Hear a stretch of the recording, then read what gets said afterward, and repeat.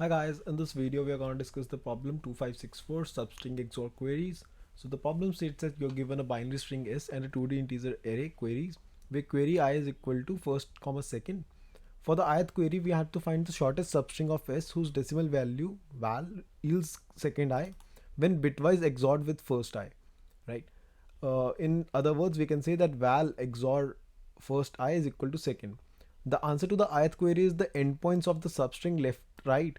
So when we are writing a substring, it would have a leftmost index and the rightmost index. So we have to just like keep that leftmost and the rightmost index. Or if such a number does not exist, then the value for that or the indices for that would be -1 and -1. If there are multiple answers, we have to choose the one with the minimum left.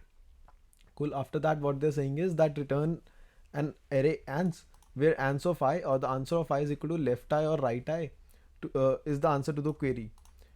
Or substring is they've given a definition of a substring, so that's not required. That's trivial. Okay. And after that, they're talking about the length of the string, so that can go up to 10 to power 4. Also, the query length can actually go up to 10 to power 5. Now, if we try running, like if we try traversing the entire string for all the queries, then it will give us a 10 to power 9 answer, right? So that can definitely not be done. So we cannot do that. So let's try to understand what else we can do and how we can solve that. So the first observation over here is that firstly they are saying that you have to find a val such that val XOR first is equal to second, right? Cool. So instead of that, what I can say is that val is equal to first XOR second. I hope that's pretty trivial to understand, right? So that's not required. After that, what we'll do is that since we cannot run this entire string for all the queries, so what I'll do is that for all the queries, I'll store this particular value in a result variable or in a result vector or something. So I'll run the query for q for all the queries. I'll store this value in some vector. Let's call it result. So I'll store these values in a vector called result. That's easy, right? After that, what I'll do is that I'll start traversing my entire string. So let's say the starting index, or when I'm traversing it, I'm having an index I as the leftmost index. Now, if I want to create a substring with the leftmost index as I, what can be the maximum value of j? So let's look at the constraints again.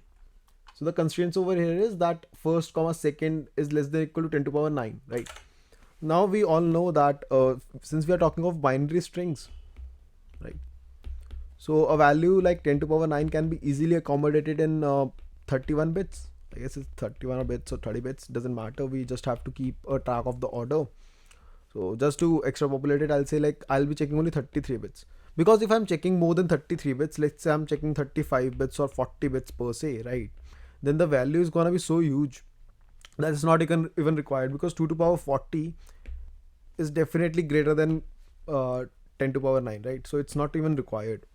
So I'll only be checking the 33 bits. So what, in other words, I'm saying is that okay, let's change the color. Yeah. So if this is a string, this is my ith index. So I'll be checking for this string. Let's say this is a 1 0 1 0 up to so on. Let's say this is 1 0 1, right? Something like that. So I'll be checking what is value of 1. So value of 1 is obviously 1. Then I'll be having a 1 0. So I'll be asking what is the value of 1 0. So 1 0 in binary format is actually in decimal, it becomes 2. Then I'll say what is 1 0 1. So 1 0 1 becomes 5. I'll keep on doing this for 33 bits in total, right? So the time complexity for this particular operation when I'm starting at a certain index would be 33. It's you can say a fixed time complexity or constant time. So it would just take me 33 iterations to compute all the substrings that are starting at I, right? After that, what I can say is that I can keep computing I for different values. So like I'll initially be starting I from 0. Then the next iteration I'll start I from 1. Then I'll say I is equal to 2 and so on till the time I is equal to n. Cool. So this has a time complexity of order of n. For each of those iteration, I'm traversing 33 times, or I'm checking for 33 indices that are consecutive to it. So the entire time complexity becomes order of n into 33. And after these, let's say when I traversed these strings, so let's say when I was at I is equal to 0 and I was traversing all these strings. So what I was technically doing is that since if I'm getting a value 1, then I was getting a value 2, then 5, then let's say I was getting a value, let's say 10 something or so, that's what's right. So I have all these values with me. I'll keep storing these values. Let's say I'm storing this value into a set or into any other thing for that matter. I just want to have a track of these values. So what would happen after that is, once I have these values, I'll automatically come to know that what are the I'll also store the starting and ending points. So starting point would definitely be I itself, and the ending point would be j. Then I'll check that in my result vector, do I need this particular value? So the value that I'm able to get over here, do I need this particular value? If I need this particular value, then I'll utilize it. If I don't need this particular value, I'll discard it. It's as easy as that. So let's look at the code. The code is a bit shabby, but I'm just trying to give you the idea. So firstly, I'm creating a function that is s2n. So it's basically a string to num or a binary string to num. So then what it does is it's take a string x and it provides us with the result or the binary representation of s itself. After that, let's look at the core code or what the code is actually doing. So firstly, I'm taking a vector that's called res. So res basically would store all the values that are first XOR with second. So you can actually say a first and second over here. I just did a val and with. So you can say first. Okay, second and over here also. So you just have to store the value of first and second, right? So you can just say first XOR second. Cool. So this is what I'm storing in res. After that, I'm taking the value available. So by available, what I mean is that that if I'm starting from the index I is equal to 0, so this is the leftmost index, then I'll be traversing to my right. So my j would go from I to the max to either I plus 33 or to the length, whichever is the minimum. Cool. For every substring that is formed in this particular manner, I'll be having a value that I'll store in val. And since I want these values later on, so I'll be storing this particular value and the substring itself in a vector or in a set that I had made earlier, that is avail. After that, for all the values that I've been able to get over here, I'll be checking if I've already counted that value.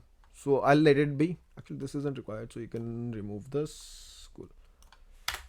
So if I'm okay, so let it be, because there's actually a case where you are actually starting with the value 0. So let me give some insights on that as well.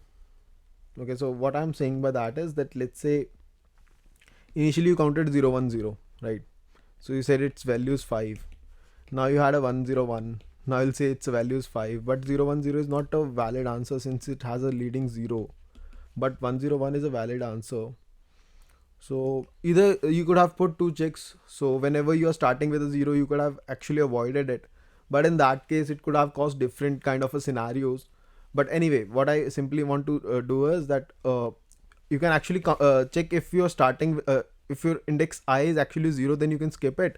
Else what you can do is that when you are populating the values, you just have to check that the answer that you have previously stored, if its length is greater than the current answer you are getting, then in that case you can say that there were some leading zeros in the previous answer, and then you can change the values right over here. So that's what I'm doing over here. If I'm able to find a value that would be present in my av.first, in that case I'll be populating a map or a hash map that is called found. Cool. So here I'm populating it. After that, after these all processes done, now I'll be having the values. So in my found map or my found hash map, I'm having the value corresponding to the indices. So this has the value and then the left and the right. So the only thing that needs to be done right now is that we need to return this particular answer in a vector format. So for that, since all the values are already stored in res, if you remember, so I'll be traversing through res, and if I'm able to find a value that would be present in my hash map found, right? So if I'm able to find that value, then I'll populate my answer vector with the first and with, let's say, the left index and the right index. If it's not present, then I'll do nothing, and the reason that would be valid is because I'm initially populating it with dummy values -n and -1. That is actually required if the substring does not exist. Cool. So with that, I'll just return the answer at the end. Let's try to submit it again.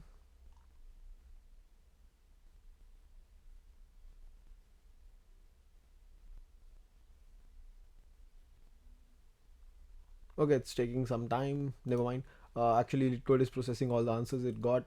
So anyway, this is a valid solution. I already submitted this same thing in the contest still. So still, if you have any doubts, you can let me know. Thanks a lot for watching this video. Bye bye.